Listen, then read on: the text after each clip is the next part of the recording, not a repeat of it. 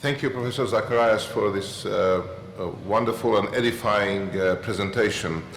You mentioned the importance of truth as being so essential, and I fully agree. As a person who tries to follow Christ in my own life, one of the challenges for us in the world of academia, but it's not just in the world of academia, but it's also in the world of politics, in this late modern age, is that people understand the truth as being different.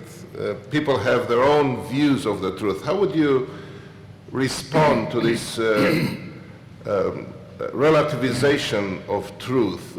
I believe that we as Christians need to come up with a genuine answer to this question rather than with a dogma, which often is what we respond to. That's a great question. How does one really define truth? We always know how to define truth when we are the victim of a lie. There's no doubt about that. When you are victimized by a lie, you know exactly what the truth means. It's only when you're the instrument of untruth that you're not quite sure what truth really means. And this is, for example, when I was at the University of Iowa, they'd asked me to speak on coherence and culture. So I spoke on the subject, and a student went up to the microphone and she cupped her hands around her mouth and she shouted at me and she said, "Who told you culture needs to be coherent?" She said, "Where did you get this definition from? Isn't it a Western idea that we are forcing upon the rest of the world that culture needs to be coherent?" Now, you know, I've learned through experience, if you allow anybody to talk long enough, they stumble into a pit. And so she was waxing eloquent and I just let her talk, and finally I said to her, "All right, ma'am, I'll be happy to answer your question if you will answer mine. And here's my question for you. When I answer you, do you want my answer to be coherent, or may I be incoherent in my answer to you?" I said, "That's all I want to know." And the audience burst out laughing. I said, No, please don't laugh. I want her to tell me, does she really expect my answer to be coherent, or may I be incoherent? You know, she just stood there and stared at me. What we expect from the other person is to play by the rules. But we don't expect that from ourselves. So let me give you the simplest definition of what I believe is the definition of truth. Truth is primarily a property of propositions, and it is a statement that is made in conformity with reality. It has to conform to reality as it really is. Let me position it, for example, this way. When this man came to Jesus and asked him a question, he was trying to pit politics against religion. And he said to Jesus, "Is it okay to pay taxes to Caesar?" I wish Jesus had answered that differently.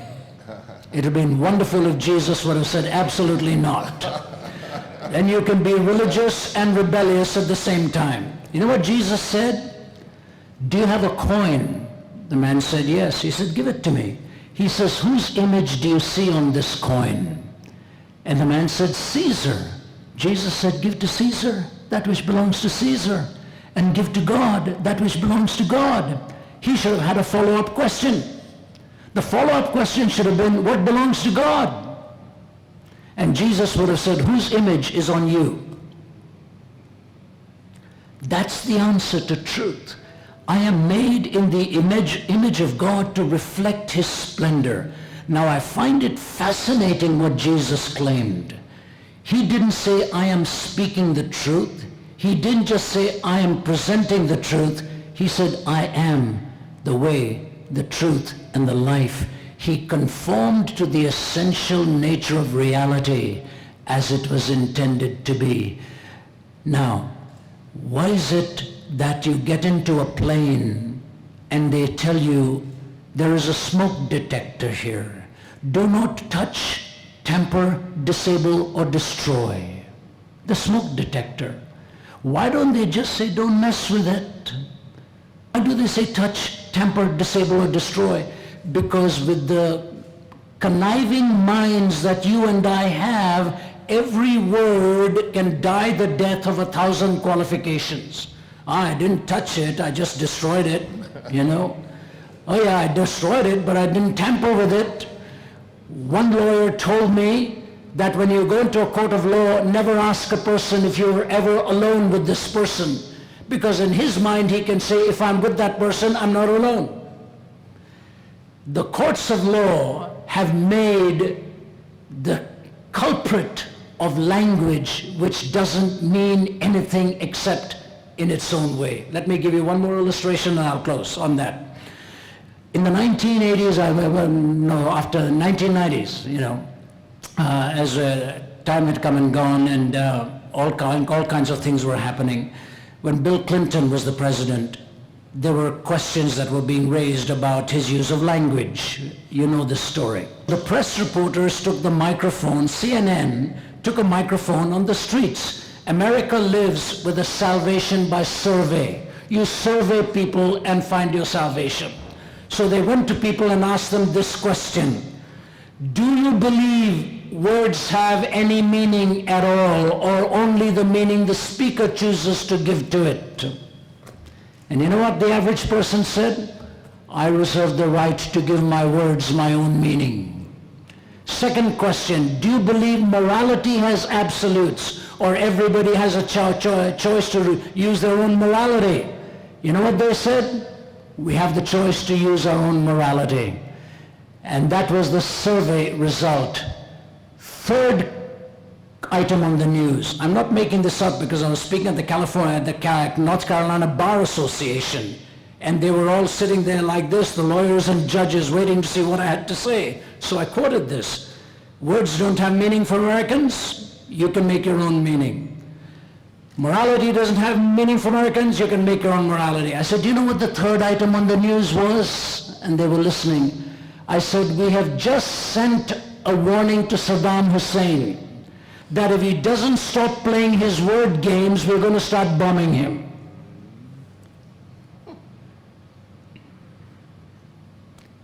All of a sudden, words had meaning. All of a sudden, morality had meaning. Truth is that which conforms to reality as it is. And what my brother has said there so clearly, we must have a propositional definition of what it means to be human. If we do not even have that definition, truth has gone by the wayside, because it'll die the death of 1,000 qualifications. As I said, you have your humanity, I have my humanity, and then the two humanities collide. What happens to humanism if we don't know the human of the ism? What does humanity mean? We have to define. When I spoke at Johns Hopkins, all speakers were invited to give their definition of what it means to be human. Francis Collins, the scientist, and I were the only ones from the Judeo-Christian perspective. It was fascinating to hear the definitions of what it meant to be human. But if their definitions were taken literally, they would not give me the privilege of living by my own prerogatives. I would have to live by their definition of their prerogatives. Life has a sharp edge. So truth is that which conforms to reality, and Jesus said he embodied that reality. Thank you so much. There is a quote from an author you started with, Aldous Huxley, yes, who recreates the trial of Jesus before Pilate, and the words are, "What is the truth?" said jesting Pilate, and he would not wait for an answer. Right. Oftentimes, indeed, as Huxley observed, the modern man wouldn't wait for the an answer to that very true. crucial question, what is indeed the truth? Yeah. And that's why Huxley went on in a dangerous statement to say, I want this world not to have meaning. because it gives me the prerogative of my own political and moral definitions. A world with meaning has objective weight over me. A world without meaning gives me the privilege of my own definitions. It's very fascinating. He didn't want the truth either. Yep. Thank you. Who wants the floor? Yes. That's it. Please. Nice to see you, Ravi Zacharias. My name is Daniel Montano. I'm an architect and an artist. I have to tell you first that you are responsible of a lot of my nights without sleep because I'm staying on the internet and staying and listening to you. I have to tell you that you are much more sympathetic in flesh and bones, but you seem to be much taller on internet. Thank you. Here in Europe, a lot of pain, suffering and wars were due not because of the fight between religions, but because of the fight between Christian denomination. My first question is how you see that, fighting between Christian denomination, because it is somehow understandable fight between Christian and Muslims, but Christians killing other Christians for Christian reason, that's a problem. And the second one is that you are staying in a building that was built at least 25 years before by a man who wanted to left something after him. This is the biggest desire, to leave something after myself, after I'm dying. When Israelites built a temple, it was a strange situation. Never God asked them, build a temple for me. But David wanted to build a temple for God. So his son was the one that built the temple.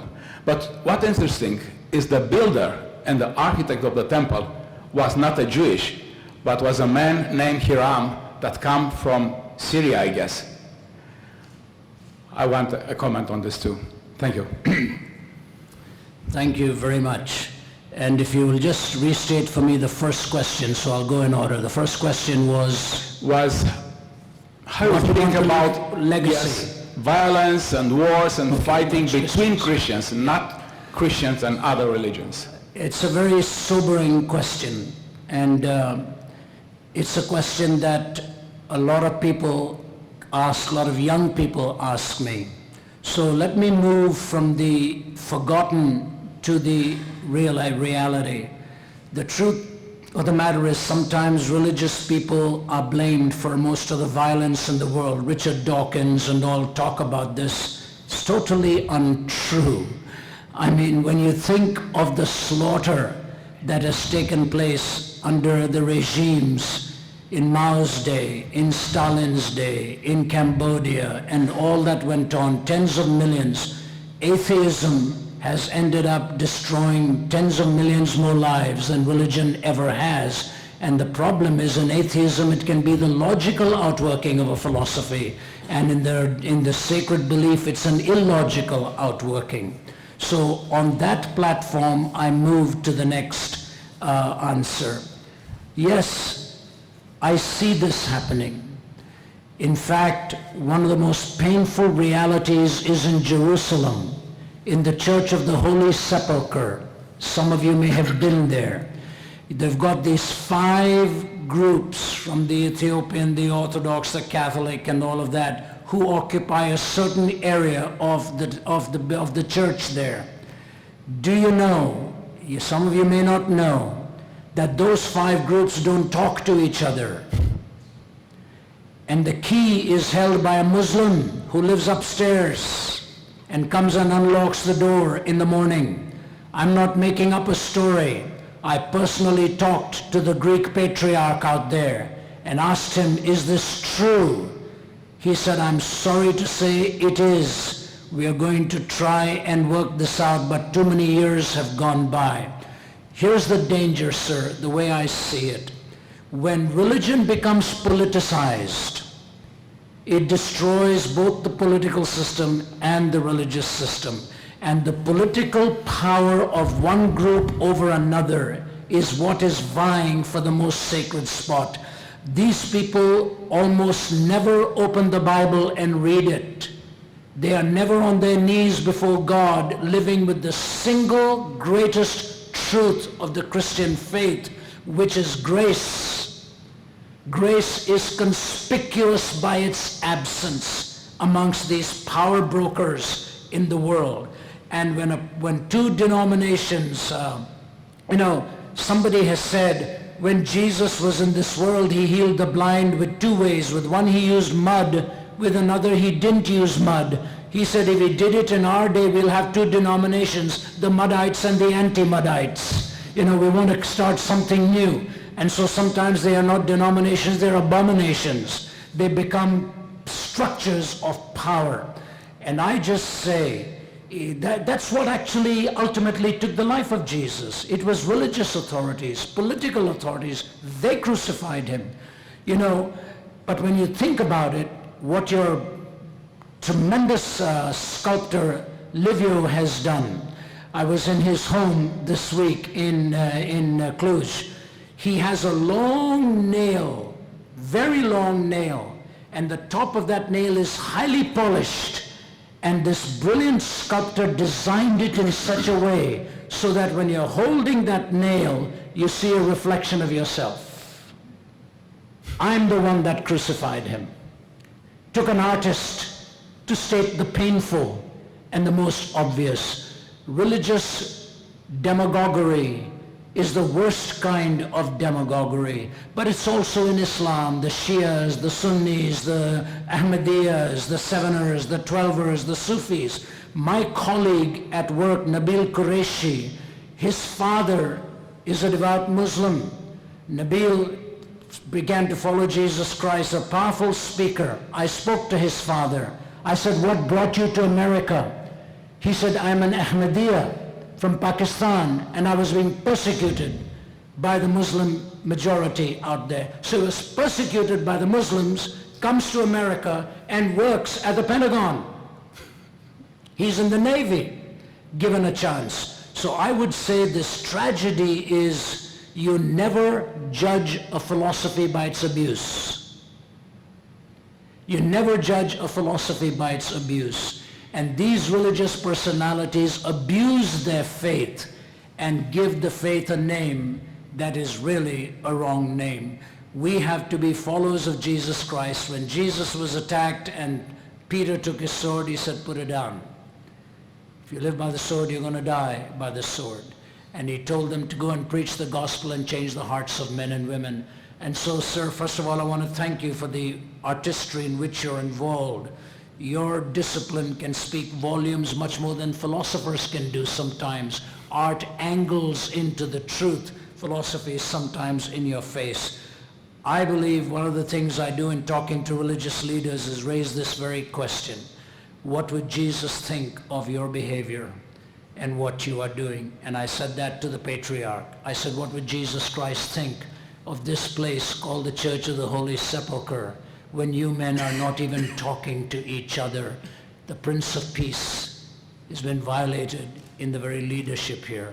I think it's going to take a whole generation of young people to come up on the scene and show the example of how to live the truth and not just to talk about it. Yep.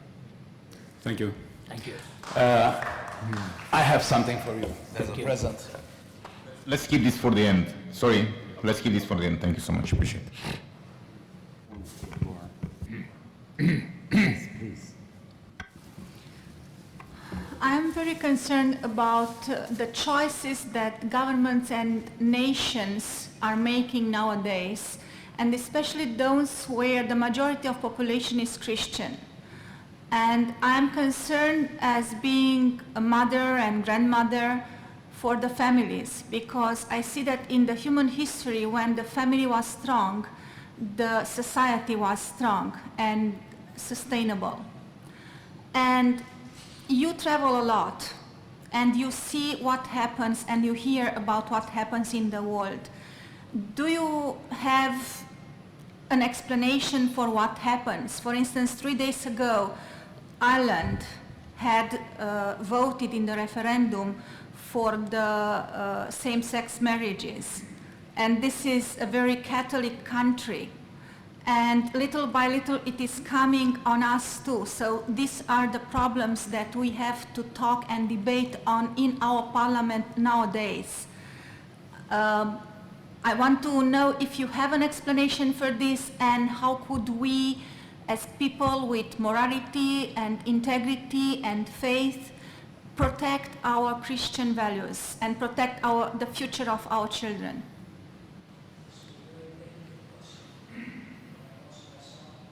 This is a very painful question, and I think, I'll tell you what, I have been on the university circuit now for 30 years. This one question, when it comes from the floor, could destroy everything I've tried to say for the previous hour on any other subject. I could be talking on the age of the earth, and somebody will put his hand up and raise the question about his right to sexuality and so on. I have three approaches to it. I'm sorry that I have to make it brief, but this is what it is. I say, let's start off with what it is that the community that wants favorably disposed minds towards, say, gay marriage or whatever. What is it, the word they use? Tolerance. Tolerance. They want us to be tolerant. But I say the way they have behaved has made this the most publicly unanswerable question.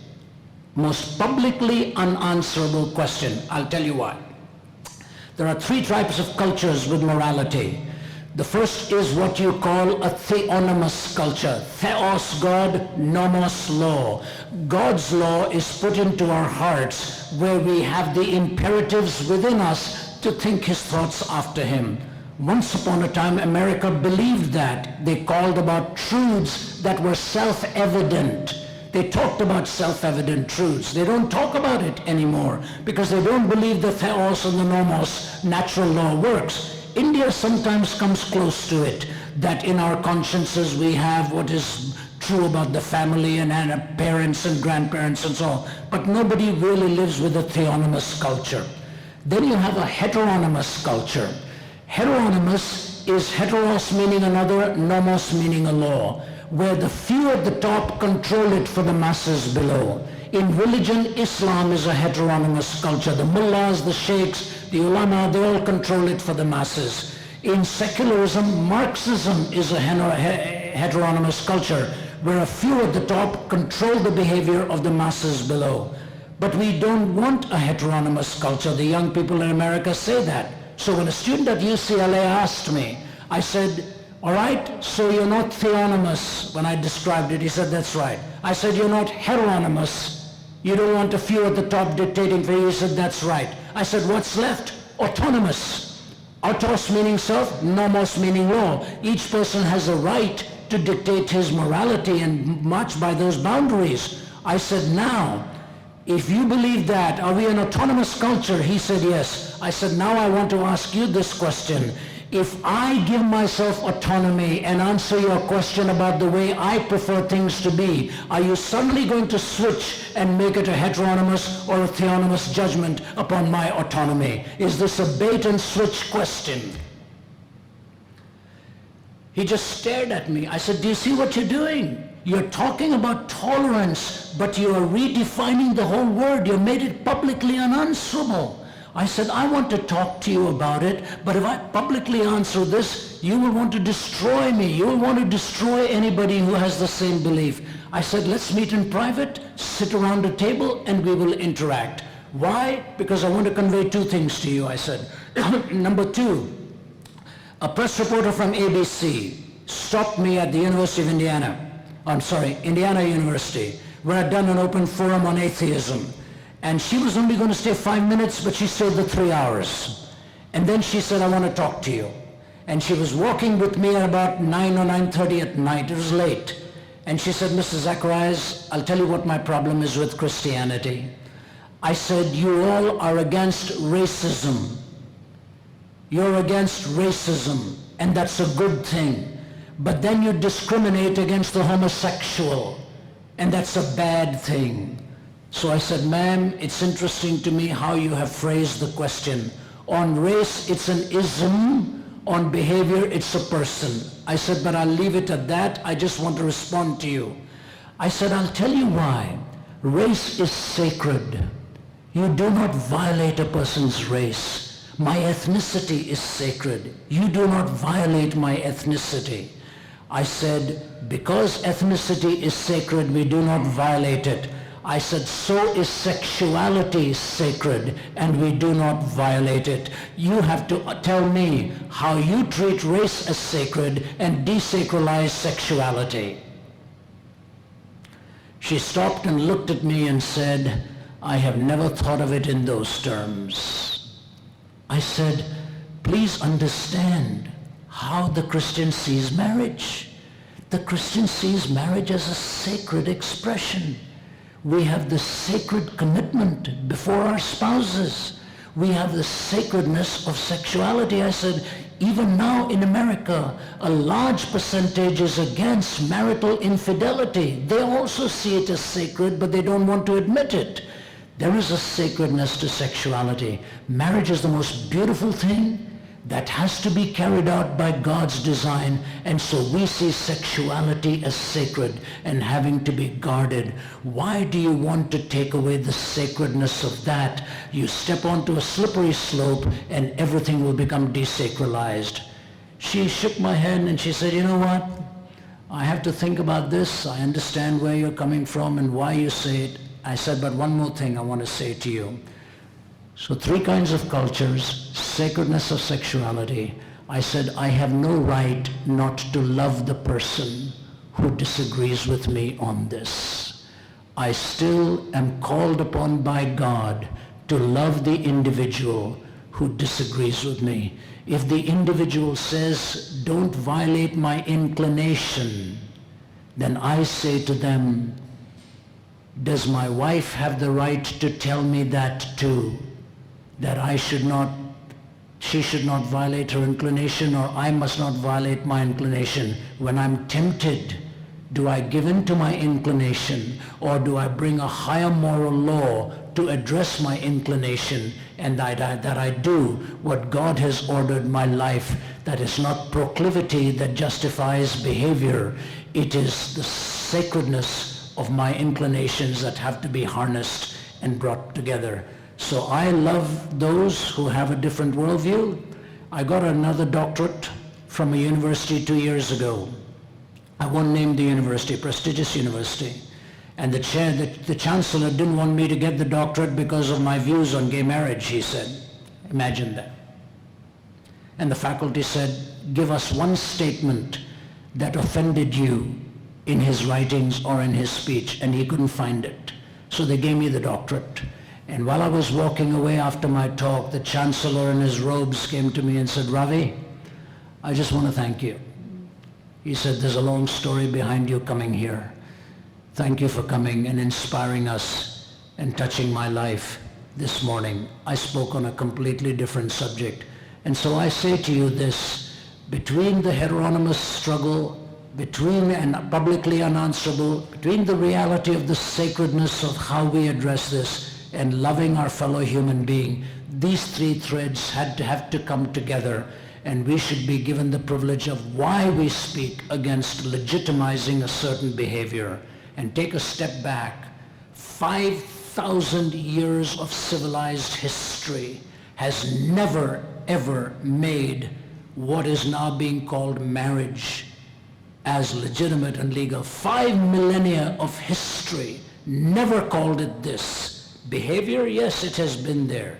Calling it the sacredness of marriage, never been there in 5,000 years. And if we are removing the fence, we better find out why it was put there in the first place before the whole thing collapses. So we pray for you with love and affection, and if the fence falls, we will pay the price. But we cannot say nothing. We have to speak in gentleness but clarity. And with that, I will close. The time may be running out for us.